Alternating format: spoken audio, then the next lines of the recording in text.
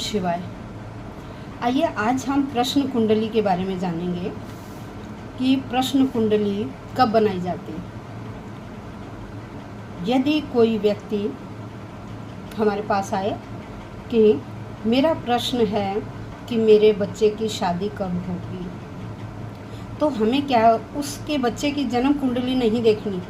हम क्या करेंगे, जिस समय उसने हमारे से प्रश्न पूछा है हम उस समय की कुंडली बनाएंगे, उसे कहा जाता है प्रश्न कुंडली।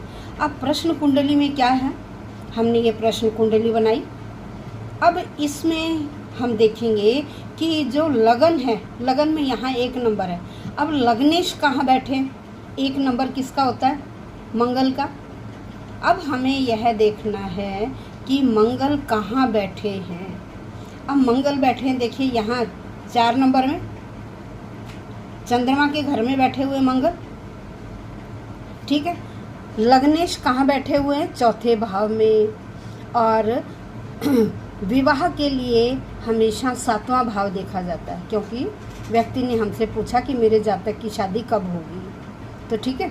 अब हमने यहाँ देखा कि जो विवाह का भाव है नंबर 7, उसमें राशि लिखी हुई है 7, और इस राशि के स्वामी होते शुक्र। यहाँ शुक्रदेव खुद बैठे हुए हैं।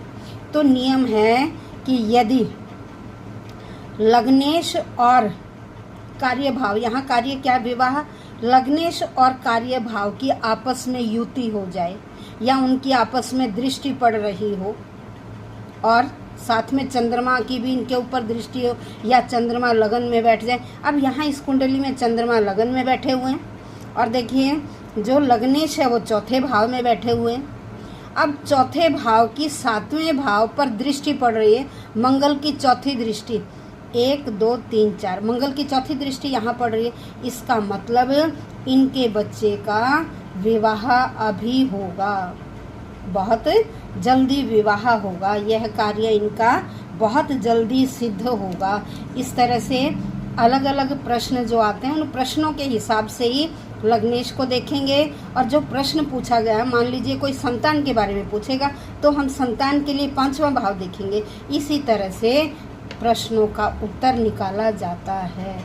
तो यदि कोई किसी प्रकार का प्रश्न या किसी समस्या का समाधान चाहता है या जन्म कुंडली बनवाना चाहता है तो वह मुझसे संपर्क कर सकता है। मेरा व्हाट्सएप नंबर है 7428809446।